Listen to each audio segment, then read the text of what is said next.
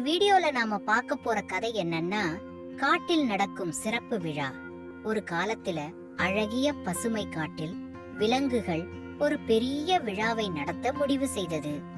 பெரியவங்க சிறியவங்க எல்லோரும் கலந்து கொள்ளணும்னு ஆசைப்பட்டாங்க.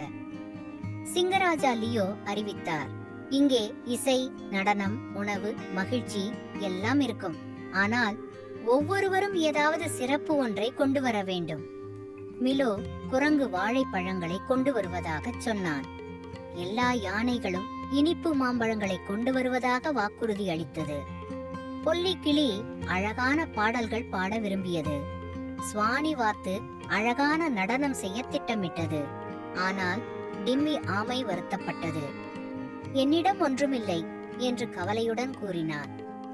வாழைப்பழமும் இல்லை, இசையும் இல்லை, நடனமும் இல்லை, நான் என்ன கொண்டு வர முடியும்? ஆனாலும் அவன் வராமல் இருக்க விரும்பவில்லை. எதையாவது செய்வேன் என்று நினைத்துக் கொண்டு விழாவுக்கு சென்றான். விழா நாளில் எல்லோரும் தங்கள் பரிசுகளை கொண்டு வந்தனர். மேசைகள் பழங்களால் நிரம்பி வழிந்தன. இசை முழங்கியது. விலங்குகள் மகிழ்ச்சியாக நடனமாடினார்கள்.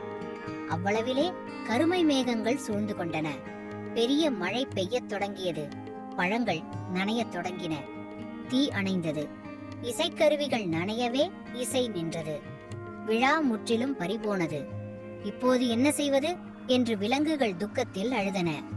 அப்போது டிம்மி மெதுவாக முன்னே வந்தான். நான் பழம் கொண்டு வரவில்லை, பாடலும் இல்லை, ஆனாலும் இன்னொரு விசேஷம் இருக்கிறது. அவன் தன் உட்குழலில் இருந்து பெரிய இலைகளால் செய்யப்பட்ட ஒரு குடையை எடுத்தான். அதைக் கொண்டு ஒரு சிறிய குடிசையை கட்டினான். சமீபத்தில் எல்லா விலங்குகளும் அதில் உள்ளே புகுந்து நனையாமல் பாதுகாப்பாக இருந்தனர். பொல்லிக்கிளி சந்தோஷமாக சொன்னது, டிம்மி இல்லை என்றால் விழா இப்போது முடிந்திருக்குமே. எல்லோரும் டிம்மிக்காக குரல் எழுப்பினர்.